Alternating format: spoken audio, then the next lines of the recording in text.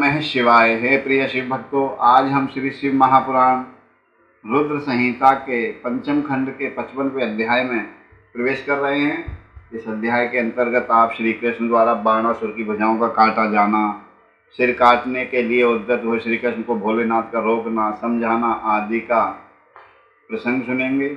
अभी जो कथा चल रही है वो हमारी बाणासुर, जो कि राजा बलि का पुत्र है, उसके वध के लिए और उसके साथ हो रहे युद्ध के विषय में चल रही है। आगे चलते हैं। भगवान भोलेनाथ का स्तवन करते हुए हम अपनी कथा को प्रारंभ करते हैं।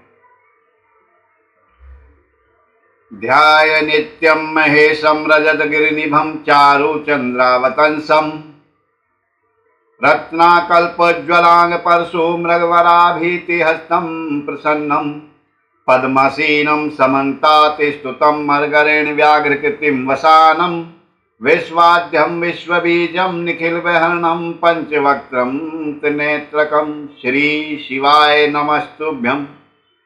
अभी आपने पिछली कथा में सुना कि राजा बलि का पुत्र जो बाणासुर है, उसने भगवान ब्रह्मा जी की बहुत कड़ी तपस्या की और उनसे वरदान प्राप्त किया कि वो किसी के द्वारा न मारा जाए। तो भोलेनाथ द्वारा उसका वध होना था। तो इसीलिए जो है भगवान भोलेनाथ उसके यहाँ पर जो है पहरा दे रहे थे। इस तरह की आदि की कथाएं आपने सुनी हैं। आगे बढ़ते हैं। सनत कुमार जी कहते हैं, महाप्राज्ञ व्यास जी, लोक लीला का अनुसरण करने वाले श्री कृष्ण और शंकर की उस परम अद्भुत कथा को श्रवण करो। तात जब भगवान रुद्र लीलावश पुत्रों तथा गणों सहित सो गए माने जब भगवान श्री कृष्ण जी ने जरम्भणास्त्र का संधान करके उनको पिनाक पानी पर छोड़ा था। जरम्भणास्त्र जो होता है वो सुला देता है। अब दैत्यराज बाण माने बाणासुर श्री कृष्ण के साथ युद्ध करने के लिए प्रस्थित हुआ। उस समय कुंभांड उसके अश्वों की बागडोर संभाले हुए था और वह अनेकों प्रकार के शास्त्रास्त्रों से सुसज्जित था। फिर वह बाल महाबली बलिपुत्र भीषण युद्ध करने लगा। कुंभांड कौन था? जो बाणासुर की पुत्री थी उषा, उसकी सखी जो थी सहेली चित्रलेखा, उनका पिता। यहाँ कथा ये चल रही है कि उषा जो है बाणासुर की पुत्री है, उसका अनिरुद्ध के साथ में प्रेम प्रसंग हुआ। अनिरुद्ध के साथ विहार किया और कुंभांड ने उन्हें बताया, द्वारपालों ने बताया कि बाणासुर आपकी पुत्री ये ऐसे ऐसे कर रही है। तो उस बाणासुर ने श्री अनिरुद्ध जो प्रद्युम्न जी के पुत्र हैं, भगवान श्री कृष्ण के पोते हैं, उनको बंदी बना लिया। तो उनको छुड़ाने के लिए और इसी के बहाने जो है बाणासुर का वध करने आदि की कथा का हम प्रसंग चल रहा है, प्रसंग सुन रहे हैं। वही प्रसंग आगे बढ़ रहा है। अब श्री कृष्ण और बाणासुर का युद्ध होने लगा। उस समय कुंभांड जो है वो जो बाणासुर के रथ के जो अश्व हैं उनकी बागडोर संभाले हुए था और अनेकों प्रकार के शस्त्रों से सज्जित था। फिर वह महाबली बलिपुत्र भीषण युद्ध करने लगा। बलिपुत्र यानी बाणासुर। इस प्रकार उन दोनों में चिरकाल तक बड़ा घोर संग्राम होता रहा, क्योंकि विष्णु के अवतार श्री कृष्ण शिव रूप ही थे और उधर बलवान बाणासुर उत्तम शिव भक्त था। मुनीश्वर तदनंतर वीर्यवान श्री कृष्ण, जिन्हें शिव की आज्ञा से बल प्राप्त हो चुका था, चिरकाल तक बाण के साथ यूं युद्ध करके अत्यंत कुपित हो उठे। तब शत्रु वीरों का संहार करने वाले भगवान श्री कृष्ण ने शंभु के आदेश से शीघ्र ही सुदर्शन चक्र द्वारा बाणासुर की बहुत सी भुजाएं काट डाली। अंत में उसकी अत्यंत सुंदर 4 भुजाएं ही शेष रह गई और शंकर भोलेनाथ की कृपा से शीघ्र ही उसकी व्यथा भी मिट गई। जब बाण की स्मृति लुप्त हो गई और वह वीर भाव को प्राप्त हुए श्री कृष्ण उसका सिर काटने लेने के लिए उद्यत हुए, तब शंकर भगवान जी की मोह निद्रा को त्याग कर उठ खड़े हुए और बोले। रुद्र ने कहा, हे देवकी नंदन, आप तो सदा से मेरी आज्ञा का पालन करते आए हैं। भगवान, मैंने पहले आपको जिस काम के लिए आज्ञा दी थी वह तो आपने पूरा कर दिया। अब बाण का शिरच्छेदन मत कीजिए और सुदर्शन चक्र को लौटा दीजिए। मेरी आज्ञा से यह चक्र सदा मेरे भक्तों पर अमोघ रहा है। गोविंद, मैंने पहले ही आपको युद्ध में अनिवार्य चक्र और जय प्रदान की थी। अब आप इस युद्ध में निवृत्त हो जाइए। लक्ष्मीश, पूर्व काल में भी तो आपने मेरी आज्ञा के बिना दधीच, वीरवर, रावण और तारकाक्ष आदि के पुरों पर चक्र का प्रयोग नहीं किया था। जनार्दन, आप तो योगेश्वर साक्षात परमात्मा और संपूर्ण प्राणियों के हित में रहने वाले हैं। आप स्वयं ही अपने मन से विचार कीजिए। मैंने इसे वर दे रखा है कि तुझे मृत्यु का भय नहीं होगा। मेरा ये वचन सदा सत्य होना चाहिए। मैं आप पर परम प्रसन्न हूँ। हे हरे, बहुत दिन पूर्व यह गर्व से भरकर उन्मत्त हो उठा और अपने आप को भूल गया था। तब अपनी भुजाएं खुजलाता हुआ यह मेरे पास पहुंचा और बोला, मेरे साथ युद्ध कीजिए। तब मैंने इसे साथ देते हुए कहा कि थोड़े ही समय में तेरी भुजाओं का छेदन करने वाला आएगा, अब तेरा सारा गर्व गल जाएगा। बाणासुर की ओर देख करके कहा, मेरी ही आज्ञा से तेरी भुजाओं को काटने वाले श्री हरि आए हैं। फिर श्री कृष्ण से, अब आप युद्ध बंद कर दीजिए और वर वधु को अपने साथ ले जाइए। यूँ कहकर महेश्वर ने उन दोनों में मित्रता करा दी और उनकी आज्ञा लेकर के वे पुत्रों गणों के साथ अपने निवास स्थान को चले गए। सनत कुमार जी कहते हैं, हे मुनि, शंभु का एक कथन सुनकर अक्षर शरीर धारण करने वाले श्री कृष्ण जी ने सुदर्शन चक्र को लौटा लिया और विजय श्री से सुशोभित हो वे बाणासुर के अंतपुर में पधारे। वहां उन्होंने उषा सहित अनिरुद्ध को आश्वासन दिया और बाण द्वारा दिए गए अनेक प्रकार के रत्न समूहों को ग्रहण किया। उषा की सखी परम योगिनी चित्रलेखा को भी पाकर तो श्री कृष्ण को महान हर्ष हुआ। इस प्रकार शिव के आदेश के अनुसार जब उनका सारा कार्य पूर्ण हो गया, तब वे श्री हरि हृदय से शंकर भगवान को प्रणाम कर और बलिपुत्र बाणासुर की आज्ञा लेकर के परिवार समेत अपनी पूरी द्वारकापुरी को लौट गए। द्वारका में पहुंचकर उन्होंने गरुड़ को विदा कर दिया। फिर हर्षपूर्वक मित्रों से मिले और स्वेच्छा के अनुसार आचरण करने लगे। इधर नंदीश्वर ने बाणासुर को समझाकर ये कहा, भक्त शार्दूल, तुम बारंबार शिव जी का स्मरण करो, वे भक्तों पर अनुकंपा करने वाले हैं। अतः उन आदि गुरु शंकर में मन समाहित करके नित्य उनका महोत्सव करो, कीर्तन करो, जागरण करो, भगवान भोलेनाथ का लीलाओं का रसपान करो। तब द्वेष रहित हुआ महामनस्वी बाणासुर नंदी के कहने से धैर्य धारण करके तुरंत ही शिव स्थान को चला गया। वहां पहुंचकर उसने अनेकों प्रकार के स्तोत्रों द्वारा भोलेनाथ की स्तुति की और उन्हें प्रणाम किया। फिर वह पादों से ठुमकी लगाते हुए और हाथों को घुमाकर अनेकों प्रकार के आलीढ़ हो प्रत्यालीढ़ आदि प्रमुख स्थानकों द्वारा सुशोभित नृत्यों में प्रधान तांडव नृत्य करने लगा। उस समय वह हजारों प्रकार से मुख द्वारा बाजा बजा रहा था और बीच बीच में भौं को मटका कर और सिर को कपा कर सहस्रों प्रकार के भाव भी प्रकट करता जाता था। इस प्रकार नृत्य में मस्त हुए महाभक्त बाणासुर ने महान नृत्य करके नतमस्तक हो त्रिशूलधारी चंद्रशेखर भगवान रुद्र को प्रसन्न किया। तब नाच गान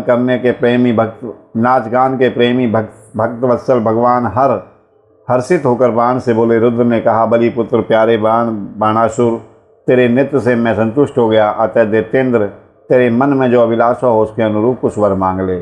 सनत कुमार जी कहते हैं, मुनि, शंभु की बात सुनकर दैत्यराज बाण ने इस प्रकार वर मांगा, मेरे घाव भर जाएं, बाहु युद्ध की क्षमता बनी रहे, मुझे अक्षय गणनायक प्राप्त हो, सोनितपुर में ऊषा पुत्र अर्थात मेरे दोहित्र का राज्य हो। दोहित्र होता देवताओं से तथा विशेष करके मेरा बैर भाव मिट जाए, मुझ में रजोगुण और तमोगुण से युक्त दूषित दैत्य भाव का पुनः उदय न हो, मुझ में सदा निर्विकार शंभु भक्ति बनी रहे और शिव भक्तों पर मेरा स्नेह और समस्त प्राणियों पर दया भाव रहे। यों शंभु से वरदान मानकर बलिपुत्र महासुर बाण अंजलि बांधे रुद्र की स्तुति करने लगा। उस समय उसके नेत्र में प्रेम के आंसू छलक आए थे। तदनंतर जिसके सारे अंग प्रेम से प्रफुल्लित हो उठे, वह बलि नंदन बाणासुर महेश्वर को प्रणाम करके मौन हो गया।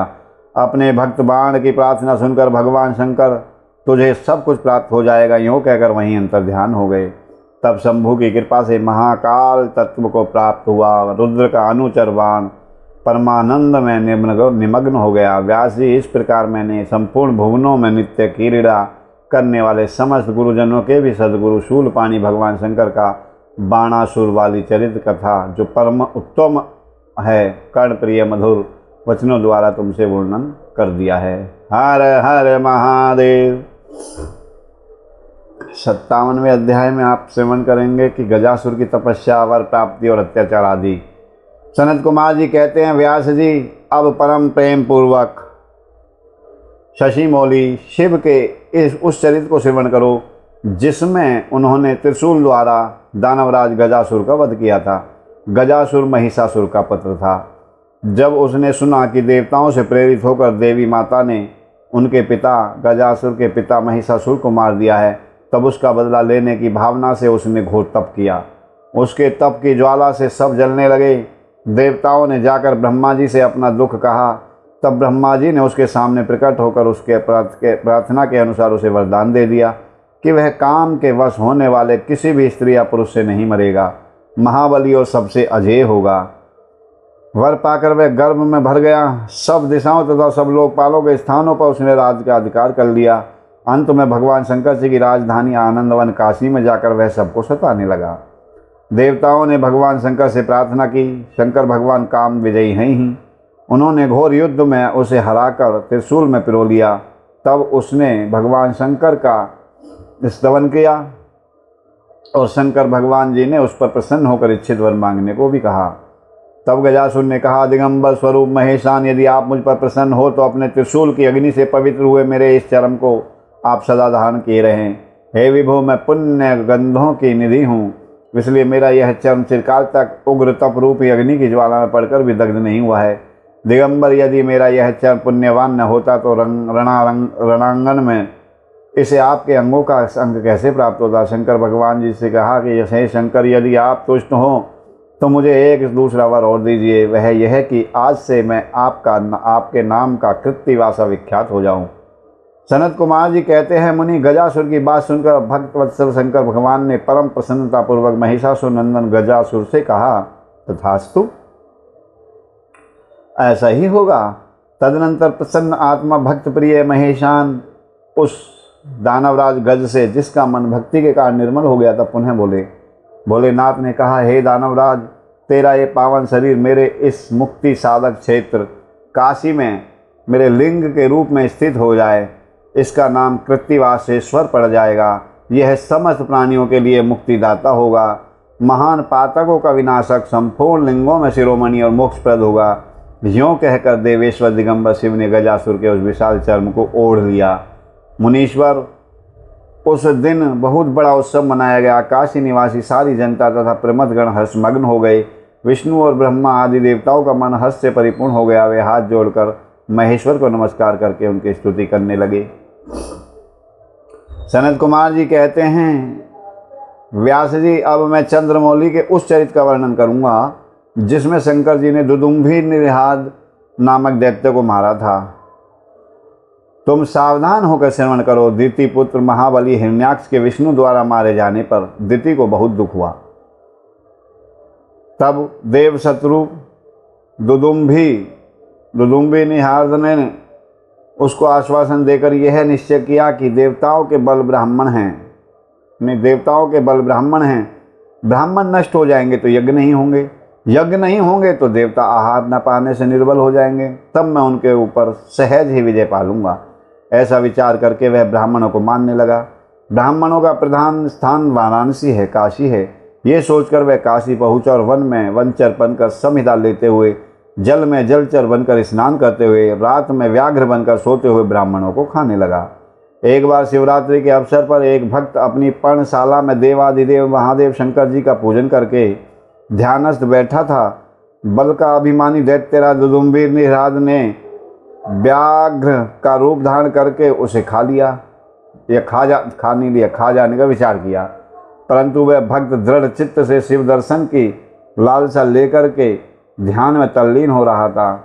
इसके लिए उसने पहले से ही मंत्र रूपी अस्त्र का विन्यास कर लिया था। इस कारण वह दैत्य उस पर आक्रमण करने में असमर्थ था। इधर सर्वव्यापी भगवान शंभु को उस दुष्ट रूप वाले दैत्य के अभिप्राय का पता लग गया। तब भगवान शंकर ने उसे मार डालने का विचार किया। इतने में ज्यों ही उस दैत्य ने व्याघ्र रूप से उस भक्त को अपना ग्रास बनाना चाहा, त्यों ही जगत की रक्षा के लिए मणि स्वरूप तथा भक्त रक्षण में कुशल बुद्धि वाले त्रिलोचन भगवान शंकर वहां प्रकट हो गए और उसे बगल में दबोचकर उसके सिर पर वज्र से भी कठोर घूंसे से प्रहार किया। उस मुष्टि प्रहार से तथा कांख में दबोचने से वह व्याघ्र अत्यंत व्यथित हो गया और अपनी दहाड़ से पृथ्वी तथा आकाश को कंपाता हुआ मृत्यु का ग्रास बन गया। उस भयंकर शब्द को सुनकर तपस्वियों का हृदय कांप उठा। वे रात में ही उस शब्द का अनुसरण करते हुए उस स्थान पर जा पहुँचे। वहाँ परमेश्वर शिव को बगल में परमेश्वर शिव को बगल में उस पार्वती को देवाए हुए देखकर सब लोग उनके चरणों में पड़ गए तो जय जयकार करते हुए उनकी स्तुति करने लगे। तदनंतर महेश्वर ने कहा, जो मनुष्य यहाँ माने काशी में आकर श्रद्धापूर्वक मेरे रूप का दर्शन करेगा, निसंदेह मैं उसके सारे उपद्रवों को नष्ट कर दूंगा। जो मानव मेरे इस चरित्र को सुनकर और हृदय में मेरे इस लिंग का स्मरण करके संग्राम में प्रवेश करेगा, उसे अवश्य ही विजय प्राप्त होगी। मुने, जो मनुष्य व्याघ्रेश्वर के प्राकट्य से संबंध रखने वाले इस परमोत्तम चरित्र को सुनेगा तथा दूसरों को सुनाएगा, पढ़ेगा या पढ़वाएगा, वह अपनी समस्त मनोवांछित वस्तुओं को प्राप्त कर लेगा और अंत में संपूर्ण दुखों से रहित होकर मोक्ष का भागी होगा। शिवलीला संबंधी अमृत में अक्षरों से परिपूर्ण यह अनुपम आख्यान स्वर्ग, यश और आयु का देने वाला है तथा पुत्र की वृद्धि करने वाला है। हर हर महादेव। विदल और उत्पल नामक दैत्यों का पार्वती पर मोहित होना और पार्वती जी का कंदुक प्रहार का द्वारा उनका काम तमाम करना, कुंदकेश्वर की स्थापना और उनकी महिमा। आइए आज बताते हैं कि भगवान कुंदकेश्वर कौन है। इसके विषय में हमारे देश में जो कथावाचक हैं वो बताते हैं कि कुंदकेश्वर का नाम लेकर के ये काम करो, वो काम करो। इसकी महिमा क्या है, कुंदकेश्वर कहाँ से आए, कौन थे कुंदकेश्वर, ये कथा बहुत ही महत्वपूर्ण है, इसे ध्यान लगाकर सुने। सनत कुमार जी कहते हैं, व्यास जी, जिस प्रकार परमेश्वर भोलेनाथ ने संकेत से दैत्य को लक्ष्य कराकर अपनी प्रिया द्वारा उसका वध कराया था, उनके उस चरित्र को तुम परम पूर्वक श्रवण करो। विदल और उत्पल नामक दो महादैत्य थे। कौन कौन? विदल और उत्पल नामक दो महादैत्य थे।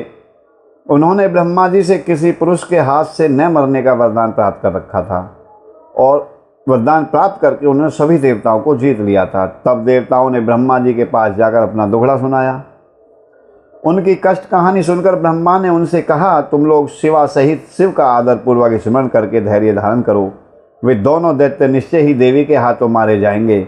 शिवा सहित शिव परमेश्वर कल्याण करता और भक्त वत्सल हैं, वे शीघ्र ही तुम लोगों का कल्याण करेंगे।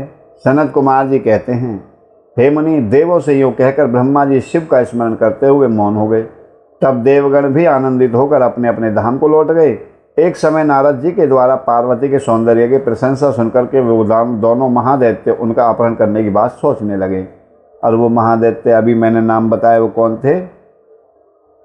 विदल और उत्पल। उनके सामने नारद जी ने माता पार्वती के रूप की व्याख्या कर दी, बड़ाई कर दी, प्रशंसा कर दी, तो उनके मन में आया कि क्यों न पार्वती का अपहरण कर लिया जाए। तो वो दोनों माता पार्वती का अपहरण करने के बारे में सोचने लगे और पार्वती जी जहाँ गेंद उछाल रही थी वहीं वे जाकर आकाश में विचरने लगे। वो खेल रही थी गेंद उछाल के और वहीं पर वो आकाश में घूमने लगे माता के आसपास। उनका मन अत्यंत चंचल हो रहा था। वे गणों का रूप धारण करके अंबिका के निकट आ गई। तब दुष्टों का संहार करने वाले भोलेनाथ ने अवहेलना पूर्वक उनकी ओर देखकर उनके नेत्रों से प्रकट हुई चंचलता के कारण उन्हें तुरंत पहचान लिया। फिर तो सर्वस्वरूपी महादेव ने दुर्गातिनाशिनी दुर्गा को कटाक्ष द्वारा सूचित कर दिया कि ये दोनों दैत्य हैं। उन्होंने इशारे में कह दिया भगवान भोलेनाथ ने कि ये दोनों दैत्य हैं, जरा ध्यान से इनका भी उद्धार करना है अभी। तो महादेव ने अपनी आंखों के इशारे से माता को बताया कि ये दोनों दैत्यगण, ये दोनों दैत्य हैं, ये हमारे गण नहीं हैं।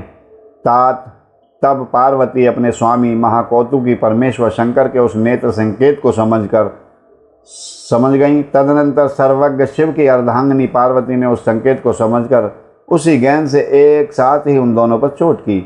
तब महादेवी की गेंद से आहत होकर वे दोनों महाबली दुष्ट दैत्य चक्कर काटते हुए उसी प्रकार भूतल पर गिर पड़े जैसे वायु के झोंके से चंचल होकर दो पके हुए ताड़ के फल अपनी डंठल से टूटकर गिर पड़ते हैं, अथवा जैसे वज्र के आघात से महागिरी के दो शिखर ढह जाते हैं।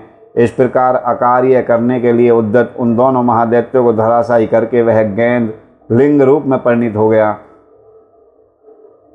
समस्त दुष्टों का निवारण करने वाला वह लिंग कुंदकेश्वर के नाम से विख्यात हुआ और ज्येष्ठेश्वर के समीप स्थित हो गया। काशी में स्थित कुंदकेश्वर लिंग दुष्टों का विनाशक, भोग मोक्ष का प्रदाता और सर्वदा सत्पुरुषों की समस्त कामनाओं को पूर्ण करने वाला है। जो मनुष्य इस अनुपम आख्यान को हर्षपूर्वक सुनाता और पढ़ता है उसे भय का दुख नहीं होता। वह इस लोक में अनेक प्रकार के संपूर्ण उत्तमोत्तम सुखों को भोग कर अंत में देव दुर्लभ दिव्य गति को प्राप्त कर लेता है। ब्रह्मा जी कहते हैं, मुनि सत्तम, मैंने तुमसे रुद्र संहिता के अंतर्गत इस युद्ध खंड का वर्णन कर दिया है। यह खंड संपूर्ण मनोरथ का फल देने वाला है। इस प्रकार मैंने पूरी की पूरी रुद्र संहिता का वर्णन कर दिया। यह शिवजी जी को बहुत सदा परम प्रिय है और भुक्ति मुक्ति रूप फल देने वाला प्रदान करने वाली है। सूत जी कहते हैं, इस प्रकार शिवानुगामी ब्रह्मा पुत्र नारद शंकर के उत्तम यश को तथा शिव सतनाम को सुनकर कृतार्थ हो गए। यूँ मैंने संपूर्ण चरित्रों में प्रधान तथा कल्याणकारक यह ब्रह्मा और नारद जी का संवाद पूर्ण रूप से कह दिया। अब तुम्हारी और क्या सुन। शिव भक्तों, आज यहाँ पर हमारी युद्ध संहिता जो 5वां खंड है, युद्ध खंड, वो पूर्ण होता है। भगवान भोलेनाथ का आशीर्वाद लेते हैं, उनकी वंदना कर दी। अब उनकी आरती करते हुए हम आज की कथा को यहीं विश्राम देंगे। कल हम अपनी सप्तरुद्र संहिता शिव शंकर भोलेनाथ के श्री महापुराण की कथा में प्रारंभ करेंगे। आइए आज की कथा को विश्राम देते हुए भगवान भोलेनाथ की आरती करते हैं। ओम जय शिव ओंकारा, प्रभु हर शिव ओंकारा, ब्रह्मा विष्णु सदा शिव, भोले भोलेनाथ महाशिव, अर्धांगी धारा, ओम हरे हरे हरे महादेव। एकानन चतुरानन पंचानन राजे, भोले पंचानन राजे, हंसानन गरुड़ासन, हंसानन गरुड़ासन, वृषवाहन साजे, ओम हरे हरे हरे महादेव। दो भुज चार चतुर भुज, 10 भुज थे सोहे, भोले 10 भुज थे सोहे। तीनों रूप निरखता, भोले जी का रूप निरखता, त्रिभुवन जन मोहे, ओम हरे हरे हरे महादेव। अक्षय माला वन माला, मुंडे माला धारी, ओ भोले मुंडे माला धारी। चंदन मृग मधु सोहे, चंदन मृग मधु सोहे, भाले शशिधारी, ओम हरे हरे हरे महादेव। श्वेतांबर पीतांबर बाघांबर अंगे, भोले बाघांबर अंगे। सनकादिक ब्रह्मादिक, सनकादिक ब्रह्मादिक, भूतादिक संगे, ओम हरे हरे हरे महादेव। कर में मध्य कमंडल, चक्र त्रिशूल धरता, ओ भोले चक्र त्रिशूल धरता। जग करता जग हरता, सुख करता दुख हरता, जग पालन करता, ओम हरे हरे हरे महादेव। ब्रह्मा विष्णु सदा शिव, जानते अविवेका, स्वामी जानते अविवेका।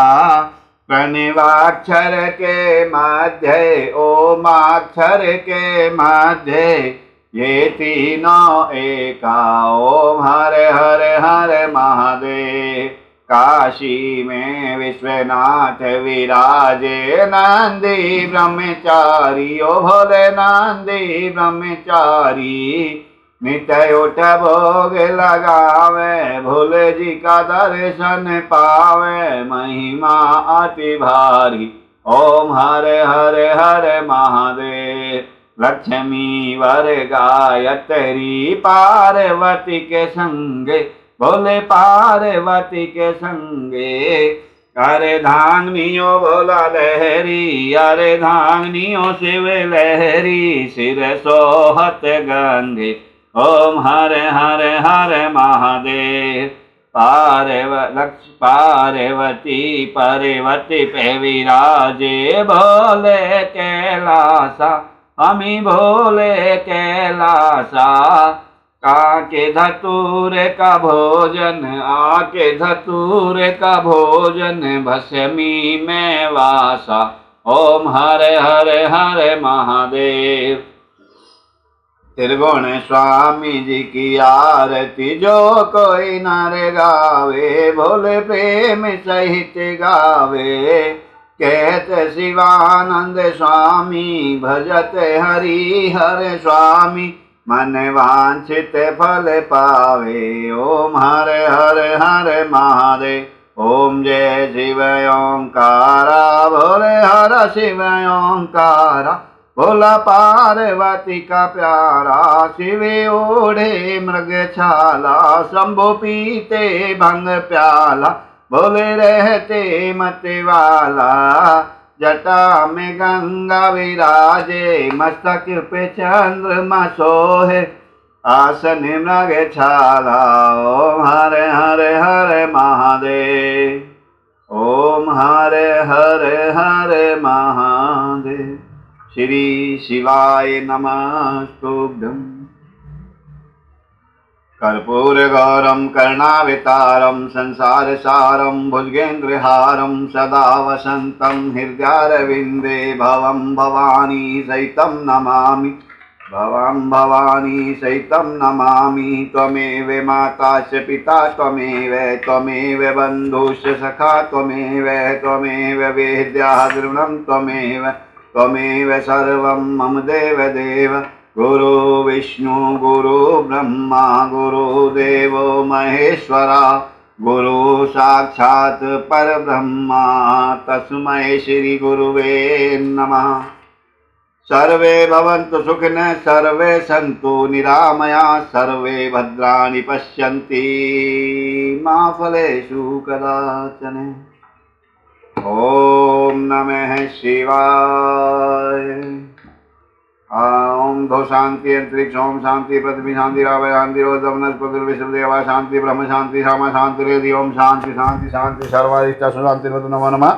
अवहम न जानामि विसर्जनम पूजा देव न जानामि क्षमस्व परमेश्वरम। मंत्रहीनम क्रियाहीनम भक्तिहीनम सुरेश्वरम यत् पूजितम मया देव परिपूर्ण तदस्तु मे। जपच्छिद्रम यच्छिद्रम शांति कर्मणे सर्वे भवन्तु मे छिद्रम ब्रह्माणां प्रसादते।